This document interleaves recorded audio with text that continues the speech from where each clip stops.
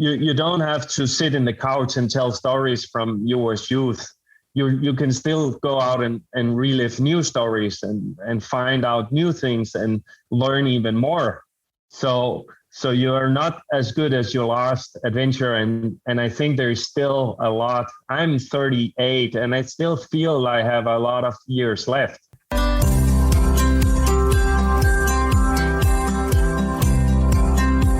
Welcome to the Dark Zone, an adventure racing podcast. This is your host, Brian Gatens.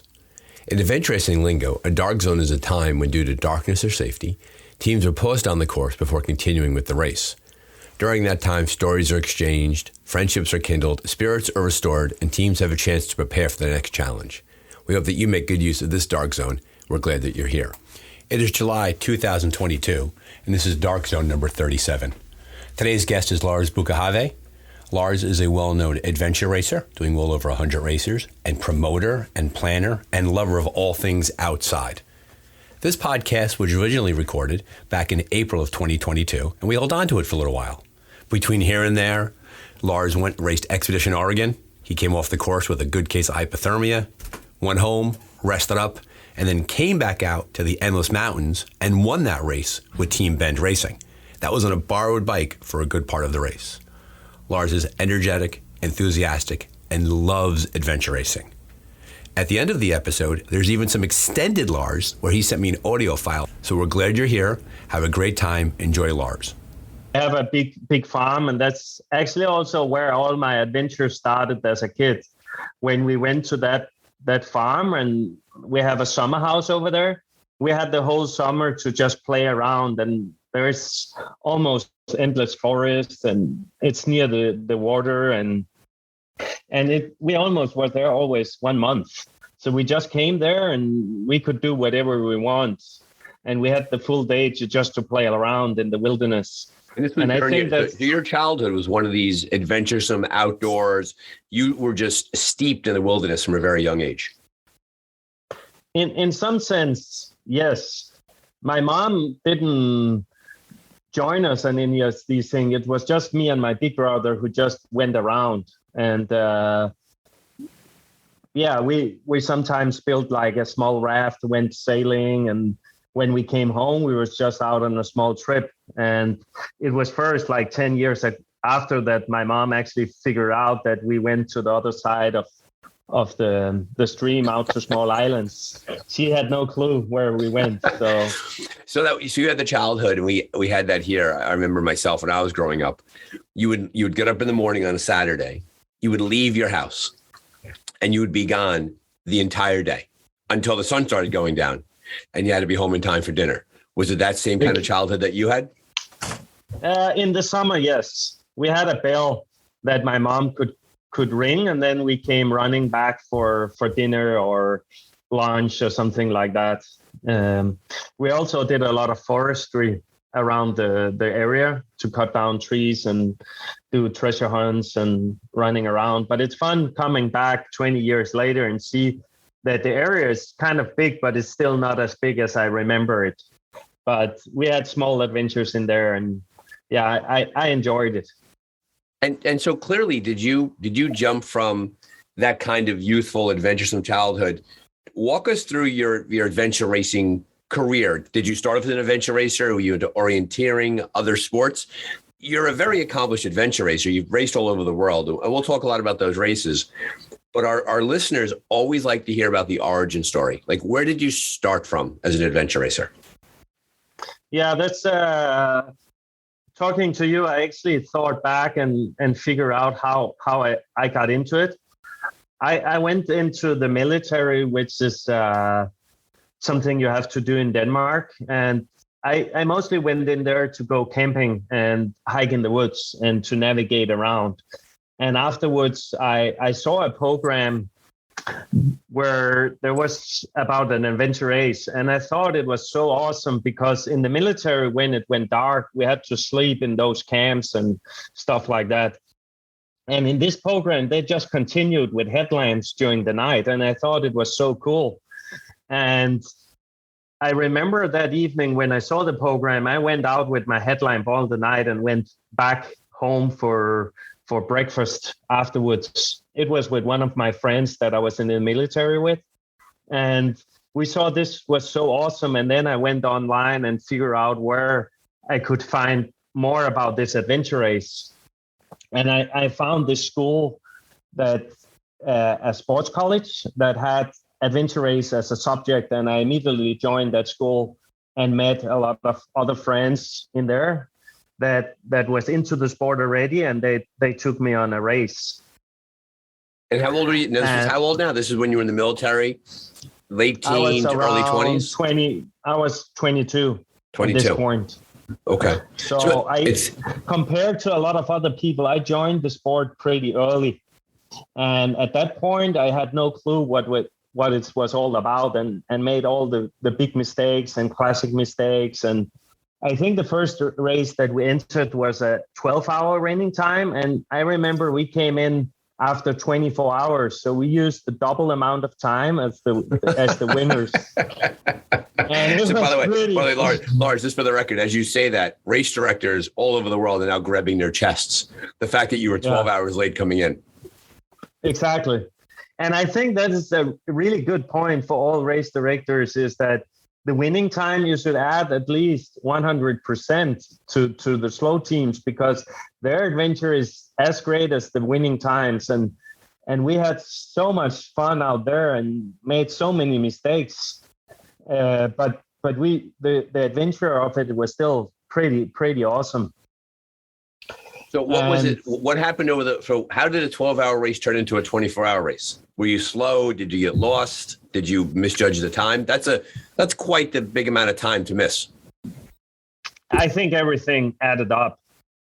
First of all, we got completely lost between two CPs. I think there was 500 meters between two CPs and we got lost for 1 hour, went completely the wrong direction. We ran out of food. We got broken down bikes. We had a lot of gear that didn't work, went out in the canoe section with kayak paddles and had to return, get the canoe paddles and made so many mistakes. And we had to do a portage. All the team took wheels and we forgot the wheels. So we had to carry the canoe and all that kind of mistakes. So I think from each race you're learning a little bit each time and just get through your first couple of races and have fun and see how it goes. Because thinking back, I think it's one of the biggest memories from adventure races is actually some of those first races.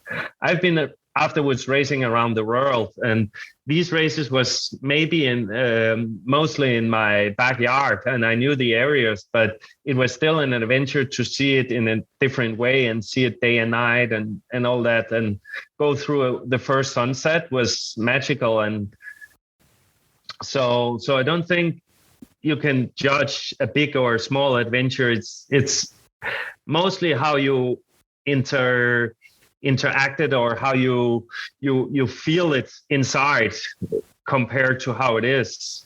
We all know it with like Christmas. Everybody has a good feeling about Christmas, but each year you try and retain that emotion you had as a kid. And I think it's also sometimes the same with an adventure race. The reason why you sign up for a new one is to relive that experience you had in the past.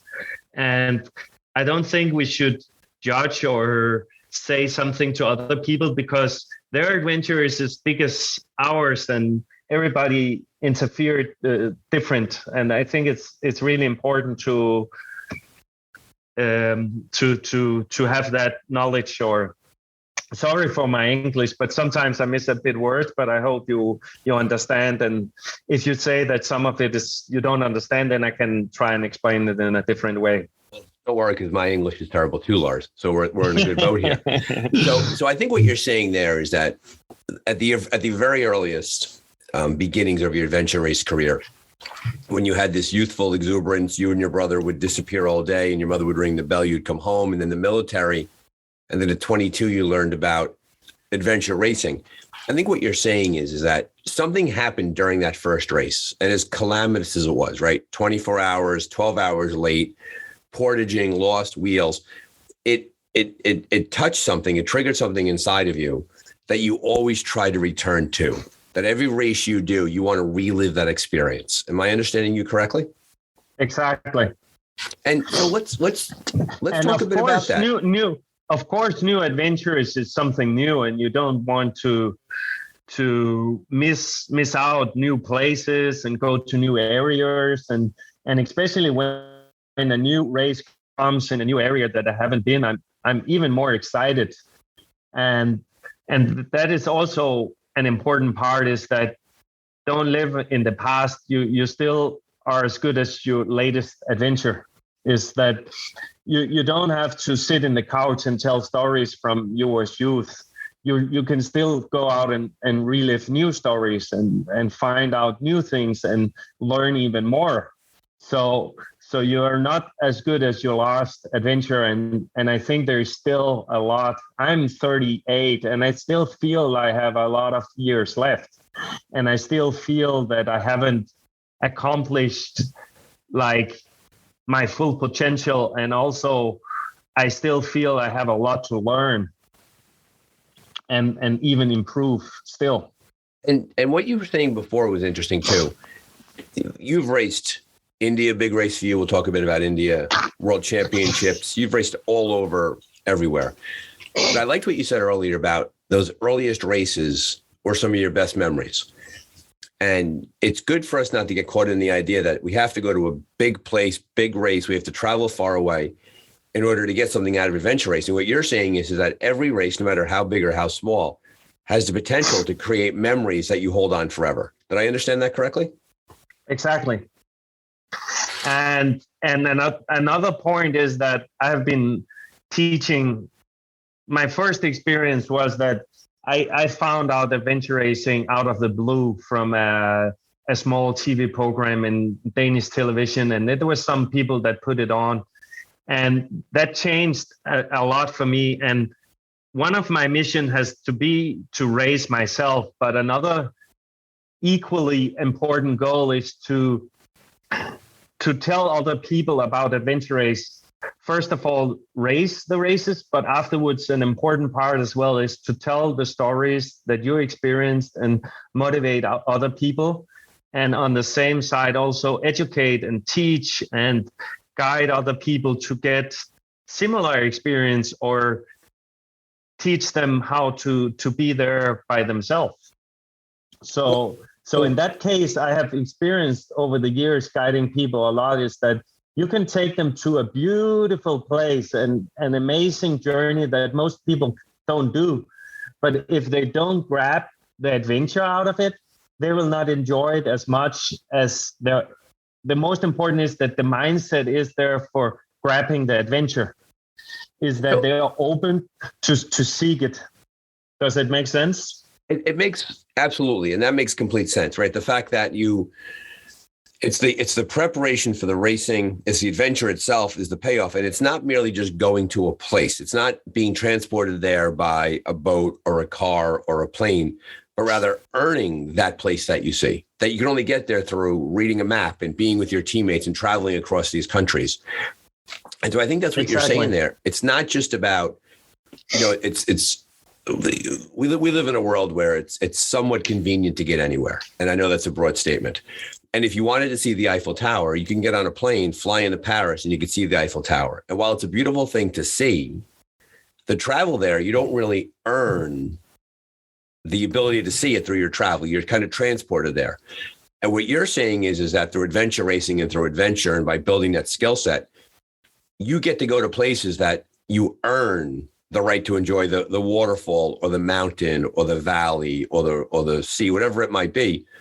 And I think you want to give that to other people. If I understand you correctly, as you're talking about it, you enjoy teaching other people to go take care of it themselves. So let me ask you this question, Lars. If that's the case, and if you enjoy teaching people to do that, I'm sure there's a very high success rate with the people you work with. You're an accomplished teacher, an educator, adventure racer. The people who don't succeed, what do you think gets in the way of their success?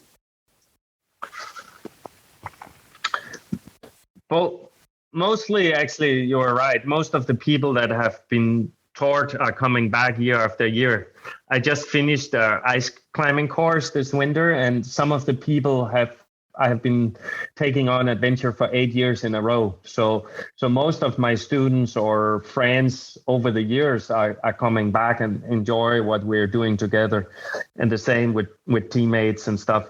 But sometimes you have people that don't succeed and don't grab the adventure, and I think it's because they're not ready to make an effort by themselves. They think they can buy the effort and they can buy the success, but through an adventure you have to deliver something by yourself, and you also have to give something of yourself to get there. You cannot be carried to the finish line or carried to the success. So you have to do something by yourself, and that's where people sometimes misunderstand and misjudge things.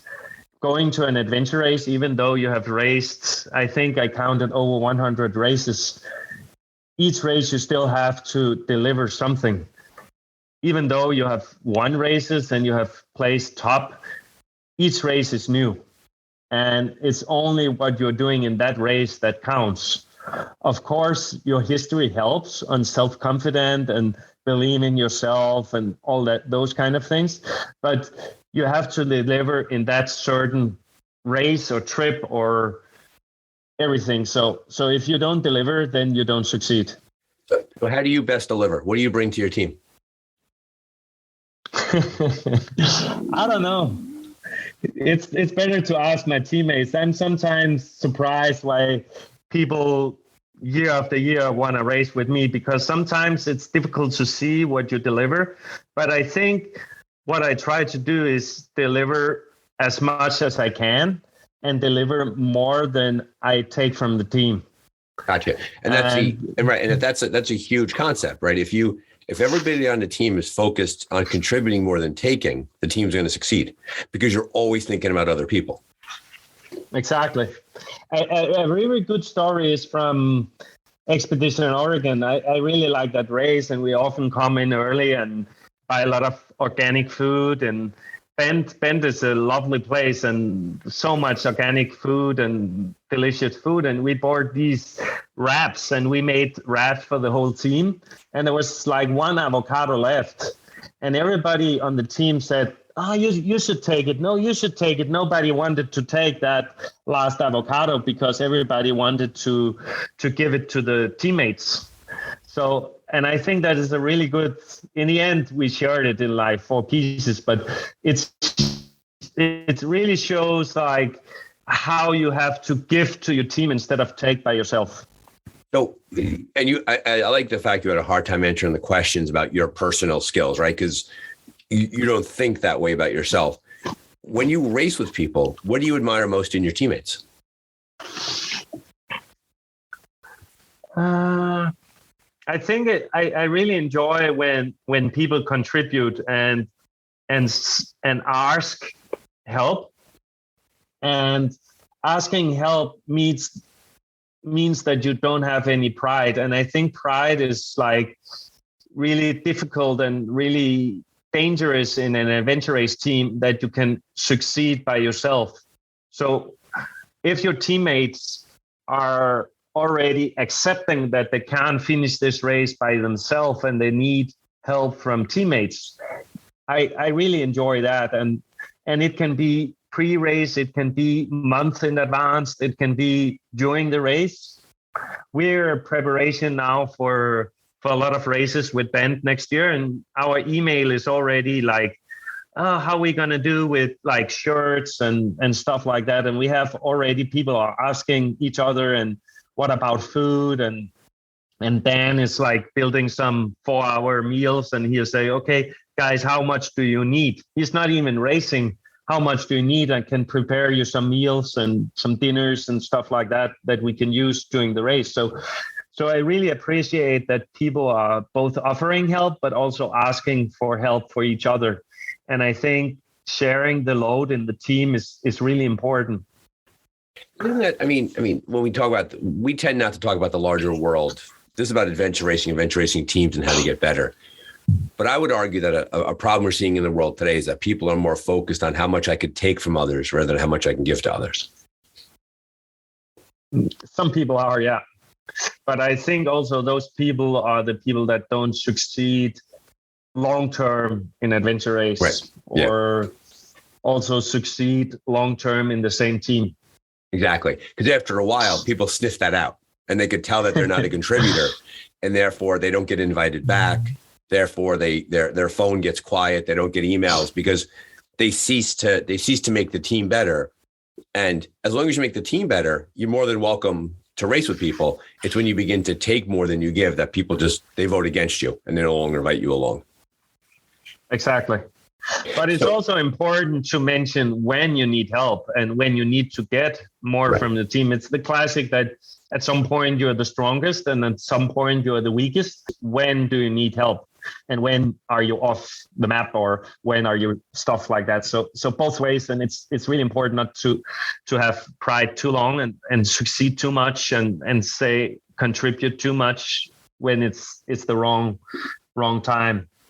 I've been navigating as one of my major tasks, racing over the years. And I really, really enjoy navigating and orienteering, and it's something I love to do. Basically, I look at a map every day. Sometimes I just look at a map just to get in good mood. So now there's it cheers you expedition. Yeah. Now there's expedition Lesotho in Africa, and I just looked at the map and I was I'm not even racing, and I don't think I'm gonna follow, but I just saw, okay, CP1 here, CP2 here. I would go this way, and then in a couple of hours, I'm excited to see if the teams are doing the same. And yep. Yeah, I too have been following along. And by the time this podcast come out, the race will have been over. So congratulations, the winner of Expedition Africa, whoever you may be, because we're talking to you from the past. But definitely, I do agree with you that there's a certain excitement when a race, and credit to Heidi and to Stefan for finally getting that race on after being delayed because of COVID and all of that. But I completely agree with you that we're so fortunate that we get to fire up our computer and we get to look at maps from around the world, and we could follow our friends as they make their way through the valleys and through the rivers, and we could cheer them along. I do agree with you. And as a navigator, did you start off a strong navigator, or did you grow into it? And if you grew into it, what helped you out? I definitely grew into it. As our first race, I thought, I was in the military. I did perfect in the military. I led the whole squadron through exercises, and each time we had to navigate at night, my sergeant came to me and I had to navigate. But when I started adventure race, I figured out that I don't know how to navigate. I don't know how to orienteer. So I actually started out in a orienteering club and start training in there. And in the beginning, some races we got completely lost, like completely. I still have the maps, and it's impossible to think how lost we actually got between two CPs that is like 2 kilometers apart.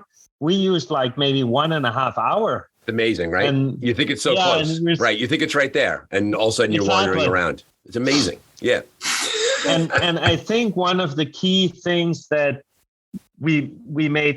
I made so big mistakes in the beginning is that you go a little bit off and you like hope that you get back in, and hope is not something you have to combine with navigation. You need to know exactly where you are and where you're going, and have a plan. You have the trap from A too, to B.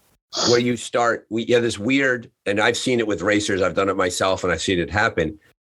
You have this weird mental trick where you begin to convince yourself that you're someplace where you want to be. Like you look around for evidence. Oh, that looks like that cliff or that river. When in reality, you're basically lying to yourself because you can't accept the fact that you don't know where you are. Yeah, exactly. And that's a fascinating peek into human nature. You know, we very often on the Dark Zone, we say about how adventure racing is fascinating because it's human nature in a microcosm, right? A race, 12 hours, 24, 5 days, 10 days. And we learn so much about ourselves. And I've seen that time and time again, where good navigators can't believe that they're not where they want to be. And so they recreate a reality in their head to fit what they want to believe. Meanwhile, they're as lost as ever. Yeah. and the sooner you figure out that is not the way to do it, the sooner you get better. Right. When you accept the reality. Yeah, when you accept the reality. And I think the more you do it, the better you get. And especially if you go home and reflect what you did good and what you did bad. And I'm fortunate and lucky that I come from Scandinavia and I live here where orienteering is such a big sport. We have it in schools and there's clubs all over the place. And I'm now moved to Norway, Bergen, where they have a professional club. And there's basically training 2 times a day. And there's maps all over the place. And you can go out navigating in the morning, navigating in the afternoon. And you have a full-time coach that gives you feedback and stuff like that. So it's a completely different ball game than a lot of other parts of the world. And so I went to Ecuador and raced in there a couple of times. And the reason why I went there was because there was lacking local navigators. So I was contacted online by an Ecuadorian team to ask me if I want to race with them and teach them some tricks about navigation and help them for their first Wadasinchi. Now they raced a couple of Wadasinchis, but like they wanted to aim for top 3 and they wanted to get some knowledge, especially about navigation. And I went in there 1 month prior to the race and wanted to navigate around and train with them. But then I figured out that it was almost impossible to train orienteering and navigation in there because they didn't have the maps, and just to get the maps was almost impossible. So we had an amazing race and we ended up calling each other mi team. Instead of my team, it's mi, it's my in Spanish. And I could never pronounce how team was said in Spanish. So it ended up mi team all the time. But we ended up getting a really, really strong friendship, and they invited me back the year after for the next Wadasinchi. And then I decided to come 3 months prior to the race. And one of the goals was actually to deliver some of my knowledge about orienteering and navigation to all the locals, because without a orienteering and navigation community, you cannot succeed. And there are so many really, really good racers in Ecuador, but there's only very few navigators.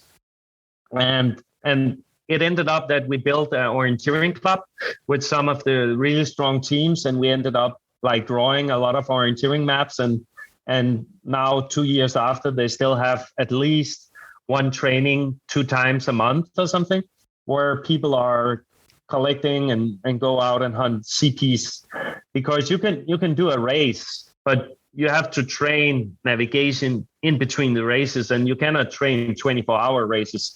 You have to do like 1 hour orienteering or 2 hour orienteering and stuff like that. So in that sense, it went very successful, and all the locals was really positive and helped a lot. And without their help, it wouldn't have succeeded. But I think that is also an important part, is to give something back to the community.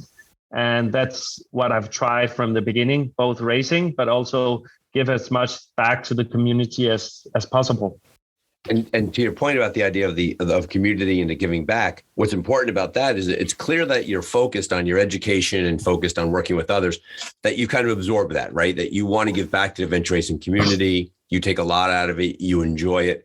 And so clearly you've done that. Ecuador, going 3 months early, spending 3 months there. By the way, beautiful country. I was there last August to go race. And you couldn't find a more beautiful country, nicer people, challenging terrain. I mean, holy cow. Oh my God. Yeah. Yeah. Straight up or straight down. That's all there was. We didn't see a single flat section in the entire country. Yeah. No, I followed actually your race, and I followed your dot back then, because we went there on a pre-race training in the area called Yancanadas, where you did the monster track. Mm-hmm. And it's actually close to where one of the race directors, Fofo, is living. And we lived in his house, and then we did a a huge training in there, and oh my God, that area is wild. That was day 3 for us on the race. That trek, we were on the trail for 26 hours. Oof. I mean, it was incredible. My God. And what was great was we ended up connecting with a local team down there. And so we raced, the 8 of us raced together, and to your point, you get to know another team, you have a great experience, and they're friends now with us. Like we know them and we chat with them. But Ecuador, I've also found too, and this is an interesting thing for you to talk about because you've raced all over the world. When I got to Ecuador and we began to race, there's definitely in America, in North America, the way that races are put on in terms of the safety controls, in terms of the directions, all of that. Once we left America, it was amazing how in Ecuador, how it's much more wild. It's much more open. Like a lot of figuring things out by yourself. And you really felt you were really remote when you were down there. Like you weren't going to hit a button on your spot tracker and an ambulance was going to show up. You were by yourself in the backcountry. Oh yeah. No, I think it's an important skill set or an important mentality when you go to a race, is that if you can't take care of your own safety, right, it's not a place to go race. Yeah. And you are not ready to go race, because this is not a kindergarten or some people is going to pick you up. You are on your own. Yeah. And we were out there. One team, exactly. So you need some kind of like first aid skills in your team. You need some kind of navigation skills, and you also need to judge your own safety along the way. And if you don't feel it's safe, you shouldn't go there. Right. And sometimes in some races, we have actually looked at the map and looked at the terrain and said, this is the fastest route choice, but with our skill set combined in the team, right, it's not safe. So we have to take the bigger route choice around the ridge line or around the whitewater section or stuff like that, because we don't have the skill set in our team. And in some races, we are taking the more technical route and other teams are taking it around because we have a good technical level in our team, but it's important to judge that by yourself, and that is an important mental aspect in the race. If you're doing a big kayak cross somewhere, you need to know how to capsize and come back into your kayak. Rescue, things like that. Exactly. Even in big waves. And if you are not there, you have to paddle along the shore. Right. Or take the boat on land and drag it. So I think that is really important mental aspect of racing and talk with your teams, and especially when you go overseas. But just to finish off Ecuador, I think it's a really, really well organized race, and absolutely, the people that puts it on are very skilled athletes or organizers and have a really good logistics. And the people that are doing the safety are full international mountain guys. Amazing. It's called Dama Brothers. I was lucky enough to go with them for Antisana in our pre-race, and they're really, really skilled people, and they put up like radio signals along the course because it's remote. Yeah. There's nothing down there, so they need a safety line, so they just put up their antennas by themselves and move the antennas along the way, and they've done the race, I think, 15 years or something. Yeah, we had that during the day of the big trek. We were halfway through it, and we had we started the trek at 2 a.m. and at like 7 a.m. we had topped out at one mountain, and they actually met us. The safety teams were there waiting for no other reason than just to check on us and to say, "Listen, you're heading into a really, really tough section. Where's your food? Where's your drink?" And they had actually set up some safety lines for us down in the canyons. So I agree with you that they do a really nice job balancing the safety that is needed for racers, but also making it a true adventure racing experience. Yeah, totally. And I think those races are important to have out there, and teams to get the skill set to get there.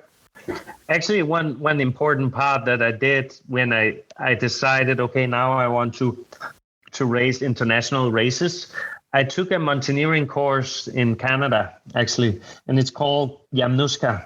And for everybody out there curious, and I will recommend, and for all adventure racers that are doing international races, I would almost say it's a must to go and do a mountaineering course somewhere and get all the skill sets you need to be that is required in those races. When you say mountaineering, do you mean mountain climbing or how to survive at high altitude? Both. Both. Okay. How to climb, how to go on ridge lines, how to scramble, how to like crevasse rescues if you're going on a glacier, how to do like whitewater stuff, whitewater rescues, all that kind of stuff, because you can learn a lot in the races, but it's a teaching environment, but it's not a pushing limit environment in a technical aspect. You push your limits physically and psychologically, but it's difficult to push your limits during that race.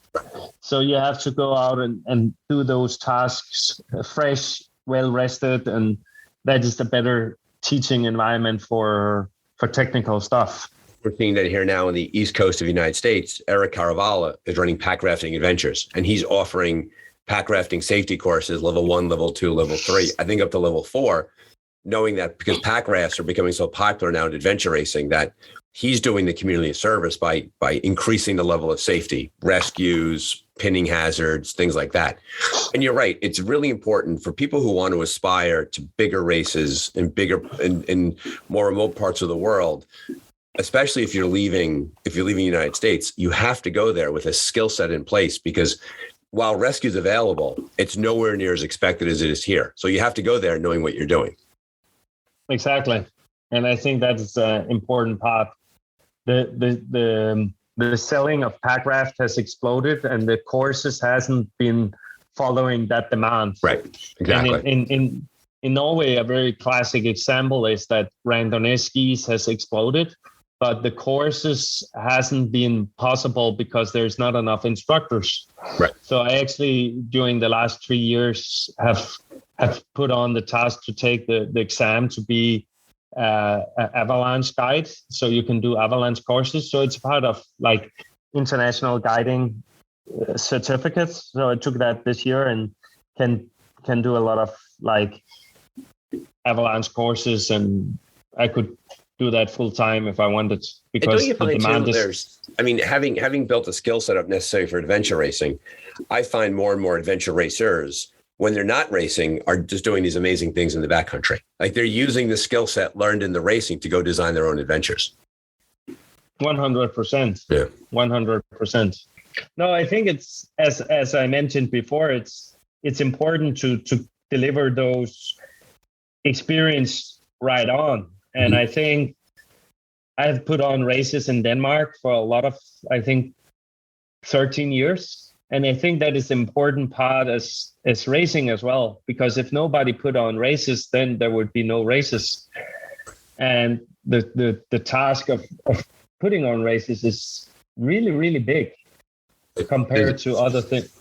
There's a great race coming to America this June called the Endless Mountains. Rootstock Racing, Brent and Abby are putting on the Endless Mountains 5-day race, and it's the return of 5-day racing to the East Coast. Grant Killian did great races for Untamed New England, and now this is kind of filling that gap. I can't do the race, but because of my personal schedule, my work schedule, so I've been helping out, volunteering with Rootstock Racing to help get the race up and off the ground, and it's a fascinating experience and totally worth doing. But to the larger point, racers have to eventually graduate into being race directors, because somebody has to be there for the newer racer when they come through the door. And if we all stopped putting on races, there'd be no more races. So I think you're spot on when you say that. Exactly. So when we finish this, you can just send me the maps, because I'm gonna race it. So Are you coming to Endless Mountains? Yeah, for sure. I will go with Jason and Chelsea and Chris. You are going to have a fantastic time. Yeah. Now, have you been to America, the East Coast? Have you been to Pennsylvania? No, never. So I've been to New York, the town, as a mid stop going around the States. So I've always been there like 1 or 2 days, but else I haven't been on the East Coast at all. So I'm really looking forward to it. And that's what I also said. I'm always excited when new races in new areas come, and I really want to go and check it out. So it's good too, because I'm sure you know that people in New Jersey and New York, we're known for our welcoming and courteous attitudes. So we're glad you're coming to visit with us. Yeah, that's fantastic. So let me ask you a question about your in-race nutrition for the bigger races. When you're out there, are you a real food person? Do you bring goos? Do you eat a certain type? Like, how do you keep yourself fueled over the course of a big adventure?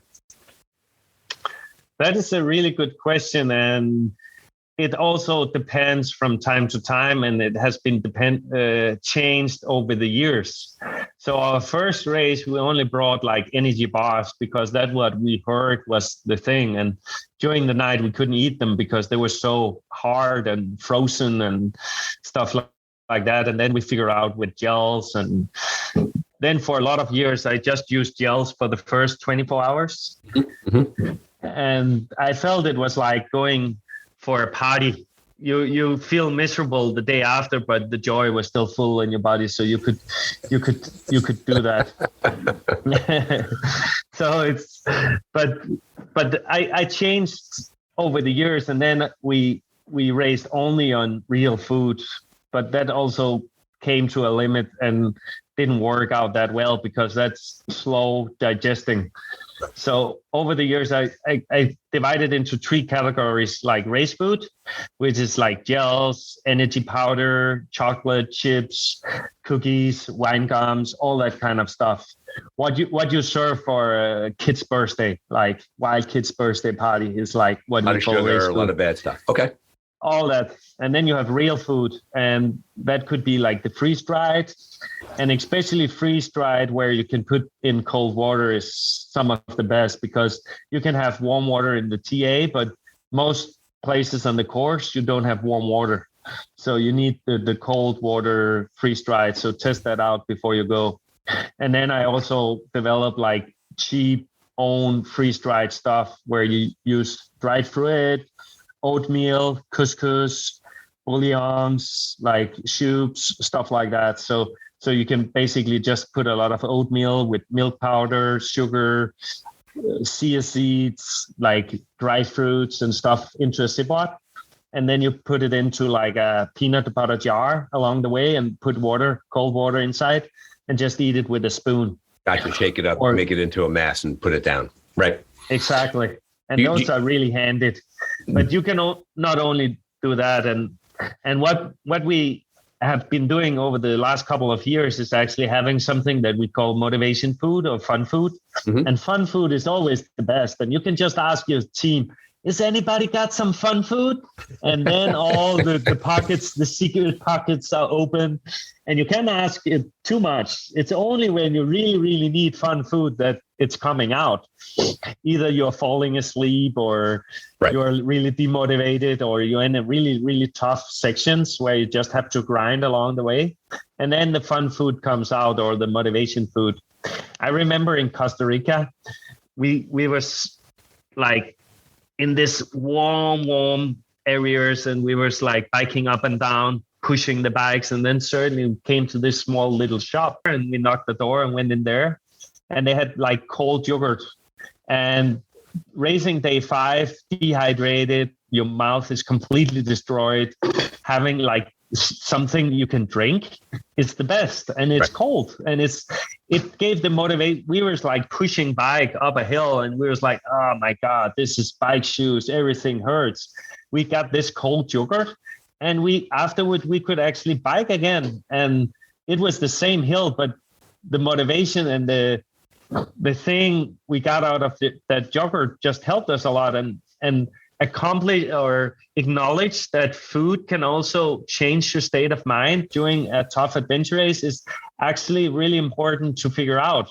Another part was we was doing Expedition Africa, and we were biking, and we came along this well with like really not nice water, but we drank it and we went along, and then we bought this 1 liter cola in a glass bottle.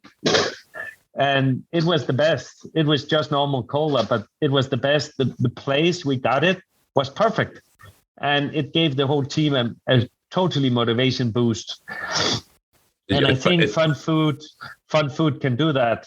Dan I raced with is the best, and Jason and Chelsea learned a lot from him. But Dan is the master of fun food, and he actually now developed something he called 4-hour fuel. Yes, tell me more about that. I've heard a lot about that. I can't really tell because it's something you have to experience, and it's just a bag of 4-hour food, and often you don't know what's inside when you drink it. Either it could be like something that is almost taste as banana milkshake, or it could be like a Chinese soup, or it could be like a hot pot, or it could be like taco or tomato sauce. It's really, really different flavors of different things. I think I also tasted some of his prototypes, and some of them don't work. But just the fun of drinking meatloaf is no good. Exactly. Just eating some of the stuff that doesn't work is also kind of fun. Here, Lars, try this. Try this, Lars. Exactly. Okay. I think he had some with wasabi, and it totally woke me up. Yeah, it totally woke me up. No, but those are kind of fun. I don't think you can race only on it, but I think as a supplement is really good. And I think variety, as with everything in life, is like variety of race food is the key. Right. And I know a lot of engineers are racers, and they think it's calories are a set number. So if they need 150 calories an hour, if they bring goos or Cliff Bars with that many calories, they'll be fine. But after about 12 hours, 15 hours a day of that stuff, you can't put it down anymore. My God. Yeah. You just can't. Exactly. Yeah. I laugh about the fun food thing because, well, first off, I've made the mistake of racing only on fun food, and that ended terribly. But the other part of it is I will always have in my pack a candy bar that I love, that I save for something. Like when I get to that point, I'm going to eat that candy bar. And how getting there and saving it and then eating it, you're right. It's an incredible change in attitude. It's amazing how that does that. That and a little bit of caffeine. Caffeine and sugar, we always say, are magical combinations during a race. Exactly. I have that with Red Bull, because over the years, actually from my first race I organized in Denmark, we were sponsored by Red Bull. And you know that organizing is a task that starts a lot of time before, but the last week is like insane, and you lack a lot of sleep. So we had a sponsorship of Red Bull. I drink half of it, the racers get the other half. So I've been drinking a lot of Red Bull over the years, and nowadays I can just open a Red Bull, and just the sound and the smell of it can wake me up like boom. Feel better right away. Exactly. So speaking of that, so we mentioned navigation, we talked about food. What about your sleep strategy when you're in a race? How often are you? Do you go really long and then you sleep? Do you sleep early? What has worked out best for you? Depends, and I think I actually did. I'm educated master in sports psychology, sports science. I'm a master in sports science, so I actually did my bachelor degree in sleep strategy. So I did a thesis about testing different sleep lengths, because there's something about that a full sleep cycle is 1.5 hours. And that is where you go through the 5 stages and then you have a full circuit. And you need at least a full circuit from time to time so you don't get insane. And there is articles where they kept prisoners awake for days, and you start to not know who yourself are. And those stories you have from adventure races as well, where you see yourself in a third person. I experienced that a couple of times myself. Wow. Where you are like biking. Yeah, where you're biking and you end up seeing yourself from above. What? And yeah. I had the same. We were in Scotland and we were on day 4, and we were exhausted. We had to sleep in the bothy bag by the side of the river, cold, soaking wet. And we started trekking, and I felt we were missing a teammate. And I'm counting, exactly. And I'm like, 1, 2, 3, someone's not here. Like, who's not here? It was me. I forgot that I actually existed as part. That's exactly. How tired I was. So when I hate to interrupt you, but when you mentioned the idea of like seeing yourself from above, that's a level of sleep deprivation that I've never felt before. So based on your studies and your experience, what do you recommend for teams for sleep? Do you recommend like an hour and a half cycle no matter what? Or can they do 20 minutes, or should they not do that? Like, what do you think is the best strategy teams should employ? The important or the takeaway point from that study is that we put people into 3 groups. Some people that slept 20 minutes power naps during a period of 3 days, and they were doing pretty well for the first 36 hours, and that worked perfect. But after that, they start to be slow. We also had decision-making task where we was counting times. They had a computer screen where they had to do like reaction tests. And for the first 36 hours, the people that slept 20 minutes was the best. But after that, they start to make like really big mistakes. The people that didn't sleep was of course a bit ahead, but wasn't that well after 12, 24 hours. And after 3 days, they completely bonked. And they had those experience where they didn't knew who they were and like was really like out of it. And we had to like stop it and make them sleep and came back. So that doesn't work. 3 days without sleep, not recommended, at least for all 4 team members. Then we had a group that slept 1.5 hours to like monitor the full circuit, like full 5 level of sleep. And they was actually doing not that well after they first wake up, after the first sleep. They was really slow and was not reacting that well. But after like 2 hours, they have been awake. They was like full alert again compared to the beginning level. So that is also something that you should be aware of, that not sleep just before a really tricky navigation stage, because if you are just waking up, you're not that sharp. Right. It takes a little bit time to get sharp, but over the 3 days, the people that slept 3 times 1.5 hours was actually performing best. Gotcha. So it sounds like, if it's a morning race start, race the entire day, cat nap during the night, right? 20 minutes or 20 minutes there. And then when you get into that second full day, when you're at like 36 hours or so, go for a longer sleep, 1.5 hours at a minimum. Exactly. Gotcha. And I really like how you see it, because it should be that simple, but in reality, it's not that simple, because weather, places, all that kind of stuff, and you are 4 people together. So it's not really easy how you figure it out. And that, I think that's also why it's exciting to continue to race, because the task and the things that you go into is not that easy, and it changes from time to time.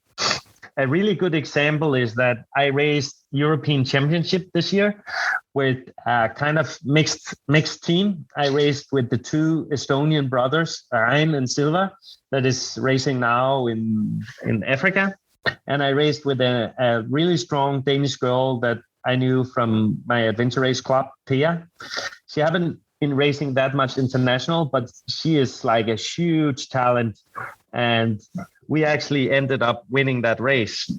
But the point why I mentioned this is at some point during the race, Silva got really, really sleepy. And he told the entire team, guys, if you can continue, we can continue, but don't rely on me. 1 hour later, Ryan said the same, guys, I'm also out of it. I can follow, but now you need to put one person behind us on the bike. And since Tia couldn't navigate, he put the hand on my shoulder and really looked like serious to me and said, if you can handle it, we can continue. But if you can't, we got to find a solution. And they trusted me that I could continue at that point. And And we pushed on because we had 1.5 hours to a really good hut where we could sleep.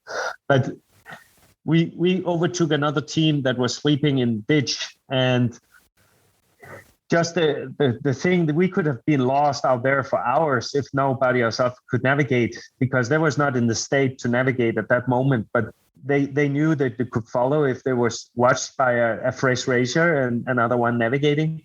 So to acknowledge that you know yourself that well and say, I'm not navigating when I'm tired, is like really, really important. And that race was actually really successful because we were 4 people with a huge experience level and 3 people that was actually navigating on a high level. And all the pieces came together. You had the navigational skill combined with the fact you knew each other well enough. Plus, you had honesty about your sleep, right? Because nobody, the old expression, "Don't be a hero," right? When you're say it out loud when you're not feeling well. And so I appreciate the strategy that you lay there about sleeping and how it works and have to communicate with teammates. I do want to push a little bit into some of you've done over 100 races, right? And so we can go on for hours and hours and hours, and we very well might at this point because you're doing great. A race that is legendary and has been discussed very oftentimes is Expedition India. Can you talk us a bit about your experience there and what that was like? Yeah. With or without pants? Well,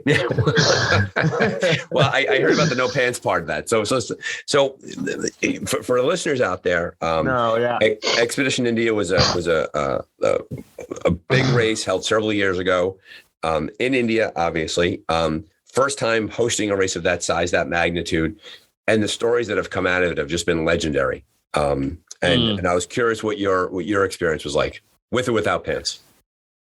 I think it's one of those races where it was a big adventure just to get there.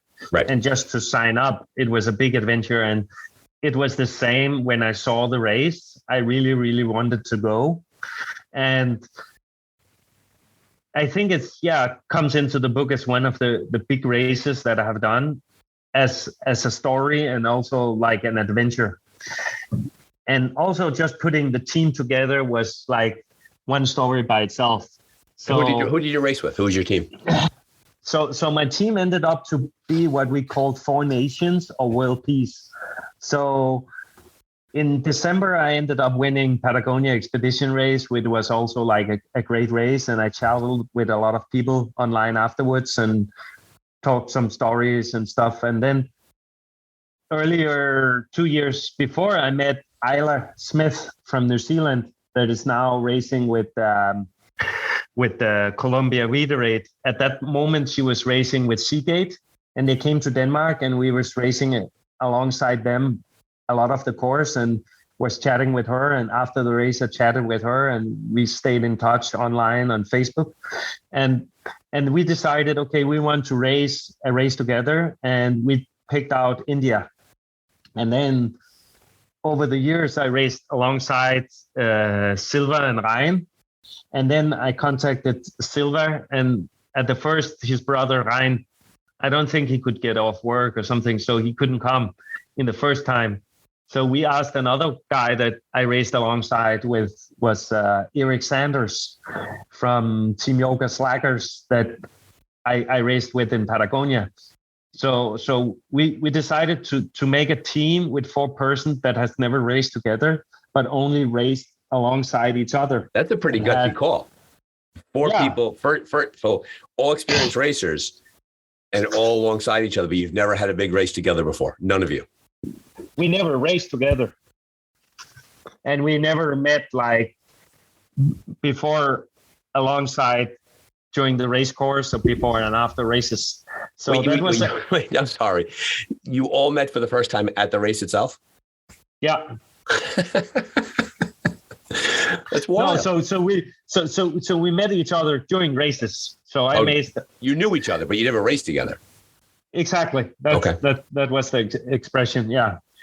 So, and that went really well. And I think we did a really great task. But I think looking back, one thing that we all had so much experience, and all of us was capable of doing everything by ourselves.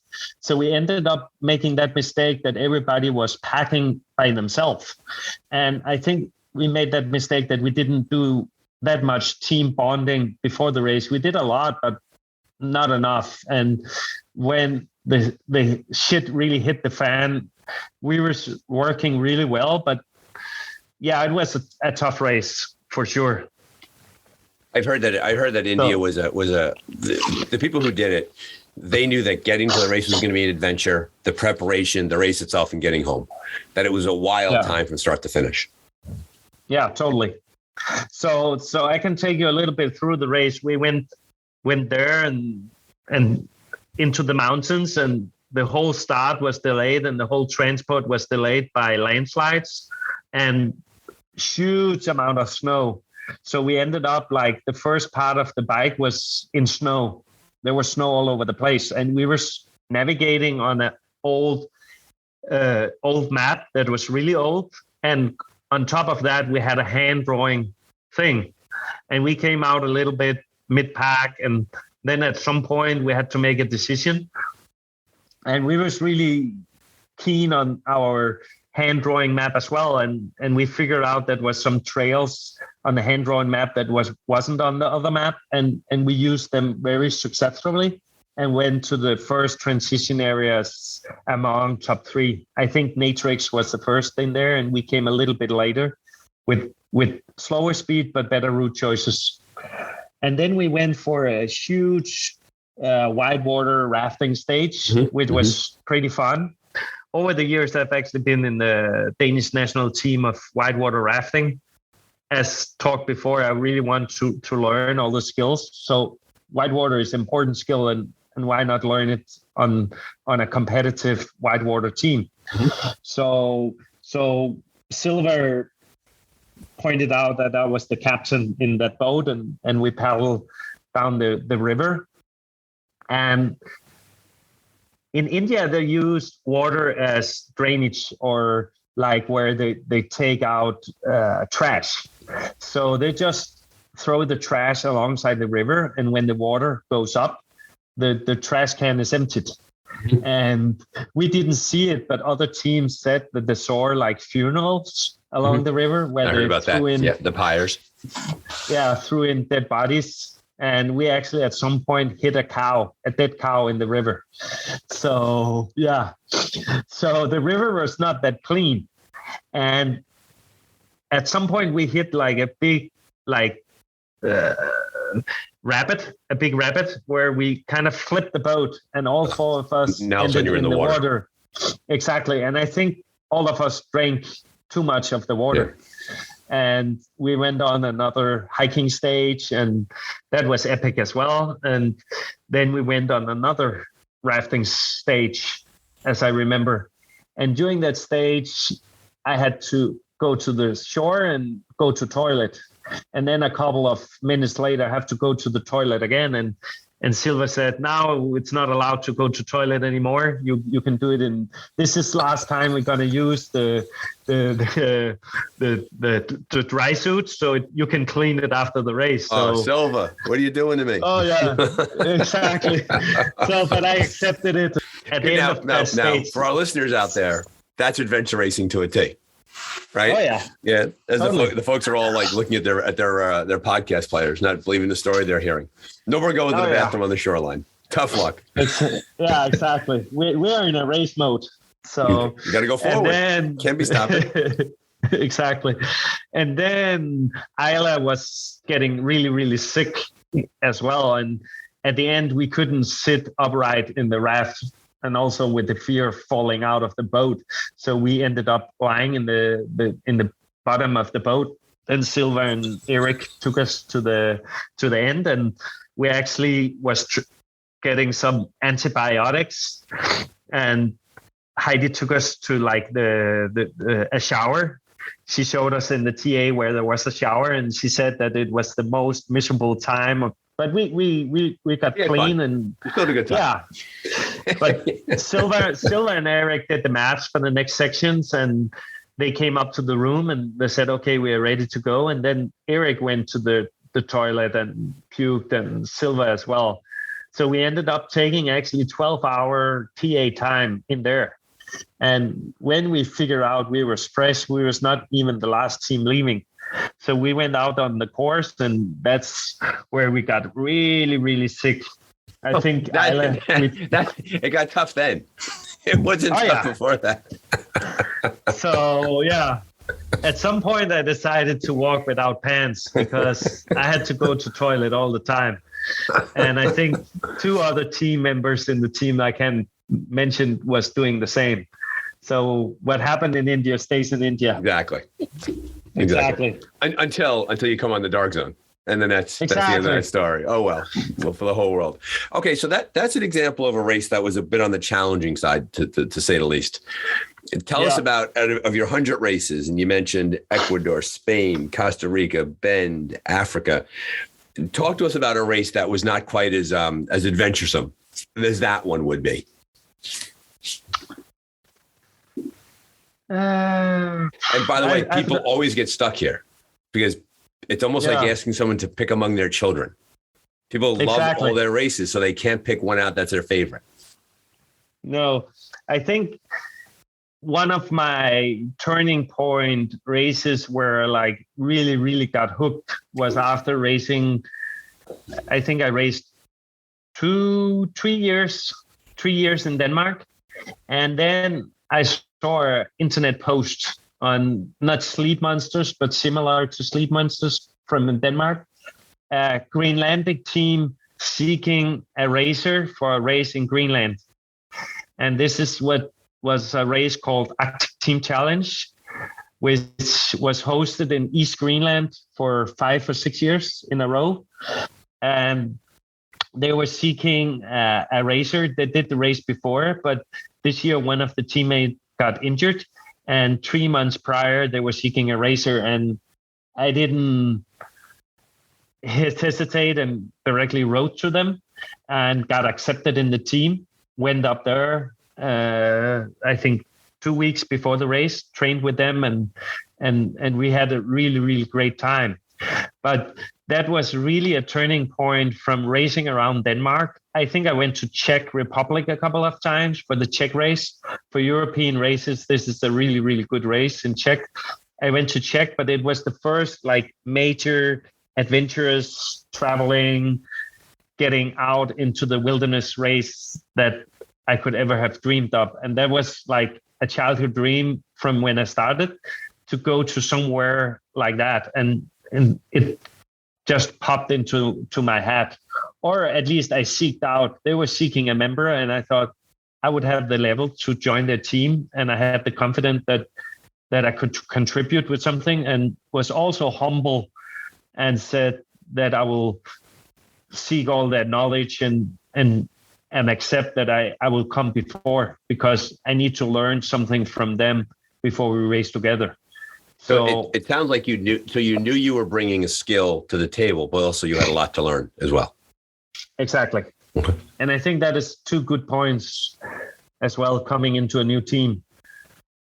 And we actually, for that race, said that you have 2 eyes, 2 ears, but only 1 mouth. Exactly. Now in this podcast, I totally fail on this one, but I think that is a really good skill to have when you're coming into a new team. It's like observe and listen more than you speak, and really think. So that was a really interesting part. You fly into Kulusuk, which is one of the only airports in East Greenland, and then you take the boat to Ammassalik or Tasiilaq, which is where the race was started, and it's the biggest town on all East Greenland, and it has 2,000 citizens. So that is actually the magnitude of the whole area. 2,000 people are living there, and if you go 10 kilometers from the town, the next stop is basically the polar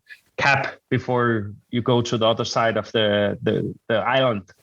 So it's massive wilderness, and we had like canoes along icebergs. The first stage was crossing the fjord, and it was full of icebergs. So it was kind of like a labyrinth going around those massive icebergs, and just hear them dripping, and the blue ice and the colors and everything is just magical. And then we had to hike up a mountain and then come back. And already going to the first CPs was like an adventure in itself. We need like ropes, we need harnesses, they put in some ladders, and it was in some perspective a very technical race, but still in a safe environment. And one of those races, like you mentioned the idea of the CPs. I know you did Patagonia as well. Patagonia was always famous for having like 6 CPs over like 400 kilometers. Was this the same kind of race?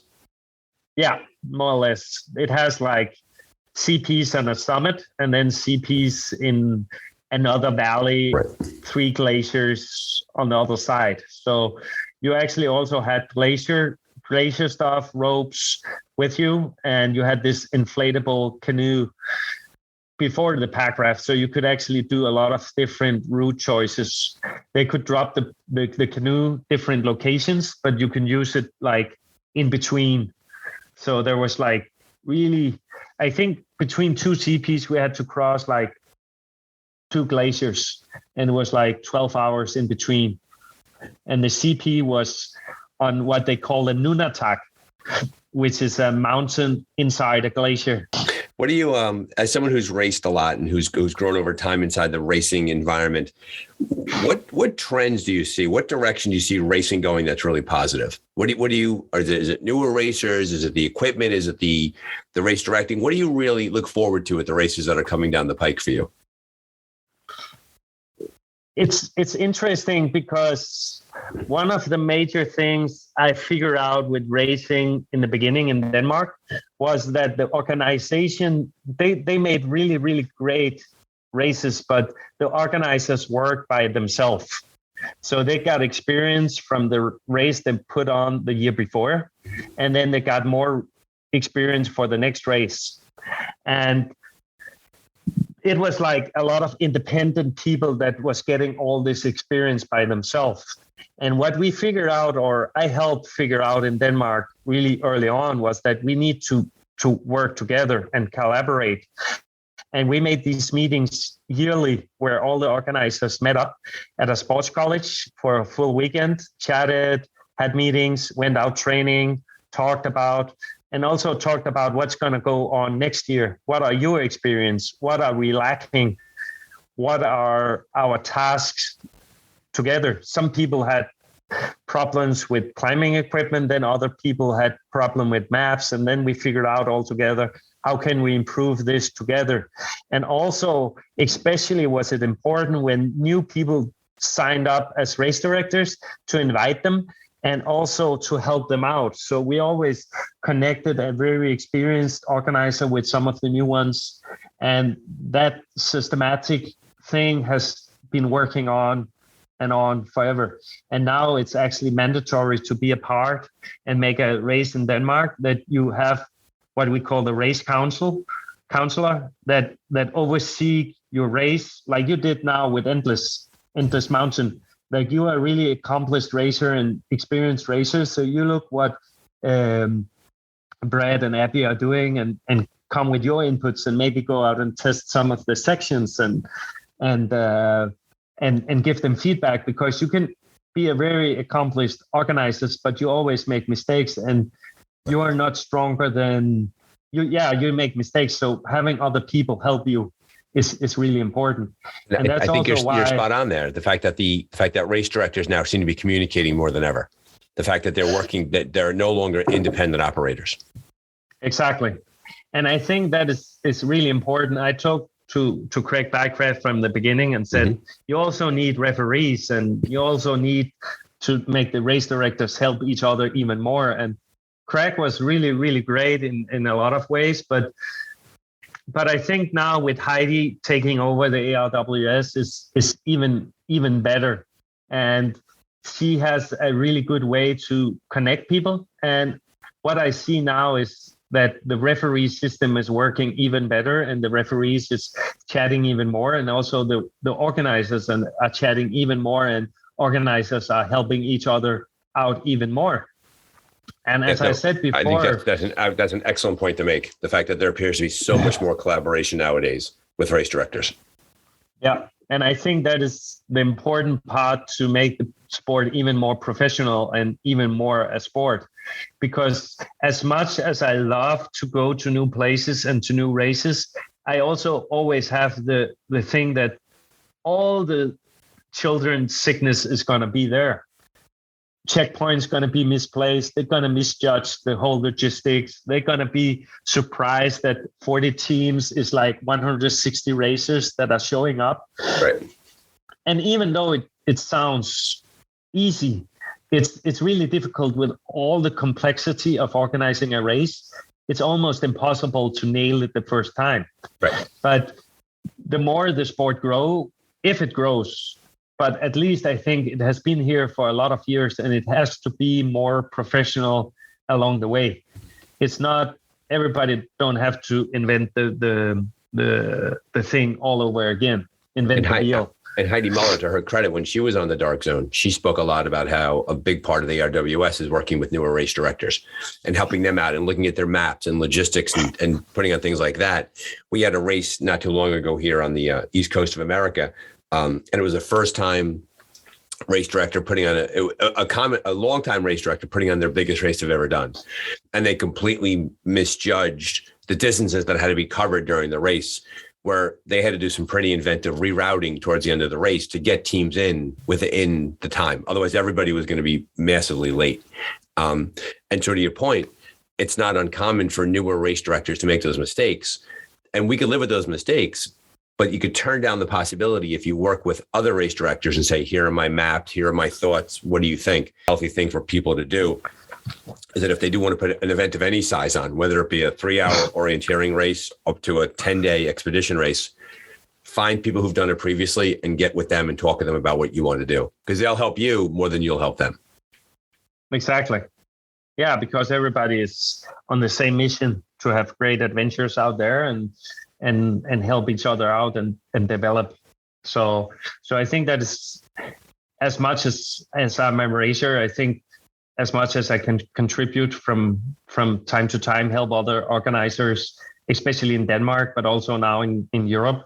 There's a new race coming on in Netherlands, and also the first year there was a race in Croatia. I went there as a referee and helped out Igor a lot, and he's a phenomenal organizer. But still, it was the first year, and there were some things that I could add that made the race even better. And Igor I think we've been trying to connect for a while. Igor and I, we've been missing each other scheduling wise. The time change is challenging for the two of us, the time difference. I do want to get Igor on, because that Croatia was supposed to be a fantastic race. What a beautiful country too. Oh yeah, for sure. So what races you have on the docket this year? You coming to do Endless Mountains? What else you got going on? I will do Expedition Oregon as well, just around the corner. Yep. And then the plan is also to do Worlds in Paraguay. Yep. So that's the racing. And then I'm doing as well a ski expedition with my girlfriend to Iceland, where we're going to cross Vatnajökull on skis. We just crossed earlier this year Hardangervidda on skis. So we're doing, alongside Adventure Race, also some ski expeditions, which is similar but also very different, because technical aspect is a bit higher and the risk is a bit higher, but the pace and the pushing limits is in another pace. So so it's a different scale, but fun as well. And I like also climbing, and just came home from a big ice climbing raid where I did a lot of difficult ice climbs, and also training for those things is neat as well. So before I let you go, and you've been more than generous with your time, Lars. So thank you for giving so much of your Sunday to us on the Dark Zone. Let me ask you this question here: clearly your enthusiasm for the sport, working with others, being involved, being active, it pours out of you when you come on the Dark Zone, and your enthusiasm is clearly contagious. And I thank you, and our listeners thank you. Here's my final question for you. What box haven't you checked yet? Like, where's the place you haven't raced yet? What's the thing you haven't done yet that you find yourself being pulled towards or you really want to accomplish? That's actually a good point. And some of the places that I have really been drawn to, nobody has put on races. And it doesn't look like anybody is putting on races there except myself and Stefan Björklund. I just joined 2 years ago the World Series NIA Nordic Islands because I was supposed to go there as a referee. I'm in the referee squad and I was supposed to go there. And half a year before, I said to Stefan, okay, I'm going to be the referee for your race. I can help you out as much as possible if you just give me your time. And they start sending me maps. And I said, have you considering putting the CP here instead of here? That will make better route choices. And have you considered where you're doing this awesome hiking stage? There's actually a even more incredible orienteering maps. Why don't we use that? And I give them a lot of feedback. Did you know that there is this even more incredible orienteering map? And we can add a little bit more technical orienteering for this stage instead of it's just a hiking. And I came in with a lot of good inputs, what they thought. So in the end, they invited me to be a part of the organization and be a part of the whole organizing races under NIA. And we actually developed the Nordic League, where there's races in Sweden, Denmark, and Norway, where I live now. So we have the World Series, which is the final, and then we have League underneath, which are the races combined. And to get back to your question is that one of the places that I really wanted to race is Faroe Islands. I went there 5 years ago to host a race, but I figured out there was no good maps. So we actually had to go there 1 year before and draw some maps. And since then, a lot of other orienteering people from around Europe have been there and started up a little bit orienteering community in Faroe Islands and a whole adventure community. And our plan is actually to bring an adventure race to Faroe Islands next year in August. And that really excites me a lot, not only as a racer, but also as organizers to come and show people that this amazing place. And it's probably going to be a one-timer. We're going to host the Nordic Islands over the next many years, but it's going to be a one-timer to go to Faroe Islands. And I think it's going to be one that you don't want to miss out on. Similar to India, Alaska, the one in China, all those races that was kind of a one-time show where it's there one time and then it's not going to come back. It's such a big leap to do it once that there's no year-to-year logistics to do it every single year. So it's take your shot at it and off you go. And you're expecting that. Exactly. Yeah. I have a race location myself that I've been thinking about. That would be a really, really big lift. I've told no one about it except for one other person. So you're not hearing about it yet. But in the race location I have in my head, it would be probably, if I started today, it would be like 4 to 5 years of planning to put the race on there. It would probably be there once. Yeah, exactly. Yeah. Yeah. So you have to get to know people, right? You have to build maps, get to know people, get permissions. You have exactly. to get, and it's amazing too, like all of that work and all that effort. And this, I think, is fascinating. And you mentioned the Nordic Island Adventures race, and I appreciate you bringing that up because that's a very well-respected race series. And I know I believe it's in July next year. July 11th, I think, is the date for the next time it's being held. It's amazing how, for the amount of work that race directors do, the time, the effort, in comparison to the benefit monetarily, is so disproportional. And yet race directors love doing it because there's something that they love about the sport and bringing it to other people. And that just fascinates me. Yeah, but I totally see what you're saying, and it's totally right. But it's also the bigger of a task, the bigger of achievement it is. And that's also why you see some race directors is very emotional when they have to start a race. I saw this year in Spain at the World Champs that Pablo was actually putting on a tear when the race started, and when the final briefing was there, he put a tear because it was such a big job over the years. And like last year, I started looking at some sections for Faroe Islands, and I felt like I was in there. And I was just in Norway looking at maps. I used the whole day looking at maps and sections and where people could go. And I felt it was an adventure, even though I was in my couch with my maps and feeling, oh, the races, we will put them here, and here there will be a good trekking stage, and here there will be. And now the task is to actually go there and do all those sections and see if it works out. And we're going to have an amazing journey in there. So me and Stefan and Mike and probably another guy called Christian is going there in May or in October as well to check out the courses. And those planning is also adventure in itself. So you have to see the way as your adventure or the goal instead of the finish. Right. Does it make sense? You have to accomplish the path to getting to the end line, which is hosting the race. And it's all the adventure leading up to that. It's everything. It's all the connections and the people and the maps and doing all of those things in advance. You're right, Lars. You're spot on, and I really appreciate, and the listeners appreciate all that you brought to us today.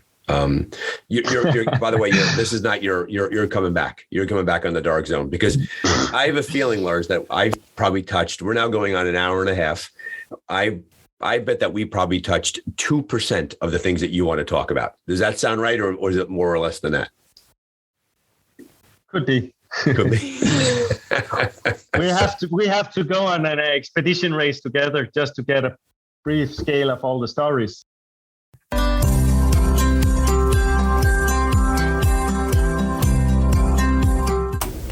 But wait, dear listener, don't go anywhere. Not only did Lars go long on his original podcast, but a few days later, he sent me an audio file with even more information about his races that he's promoting and directing and doing. So stick around and enjoy this extended version of Lars. Before we get there, thanks again for being a listener. Enjoy your race seasons. Have fun out there, and we'll see you in the Dark Zone. All the best. Apart from racing, I'm also always organizing a lot of competition, mostly adventure races, but also small kayak events, trail running events, and this year will not be an exception. I already hosted Kong Winter, which is, I've done it like 12 times in January each year, and this is like an epic event being in January, and next year, 2023, it's probably going to be a part of ARWS European Cup. So we are looking forward to welcome a lot of European teams. It has always been a big show up from European teams because January is a special month for racing in Europe. So not many events are going, and the whole winter dimension of the race is pretty epic. This year, I'm also organizing the Nordic League Denmark, which will also be the Danish Championship in adventure race. It's a 24-hour course, and it will be open for 35. So we also here hope for a big show up from a lot of Scandinavian teams and European teams, and it's going to be a really, really epic course. I think it's one of the races that I have hosted that will be the most technical. Really technical orienteering, really technical kayak stage, really technical climbing stages, and it's one of the races where there's a lot of disciplines. Canoe, kayak, climbing, rope skills, stand-up paddleboard, and even diving. And then, of course, a lot of secret disciplines that we can't tell about now. But we have a great media setup for the race, and it's going to be a good race that is worth traveling for. Then actually just 2 weeks after, or 1.5 weeks after, I'm gonna host one of the biggest events that I have been involved in, and it's called Race to Adventure. It's 1 week trail running holiday. This event has been hosted around the world. I was first involved with it last year when we went to Costa Rica, where Sergio, another racer from Team Costa Rica, was the organizer and the course setter. And then afterwards I was asked to do the same in Norway. So I'm the organizer and course setter for the courses in Norway. And it's gonna be really, really epic. We're gonna start in Oslo and travel around the mountains and the fjords and have each day a nice place to stay, and then a competition of trail running every day. And then the combined result will end up with a massive party on a boat in one of the fjords.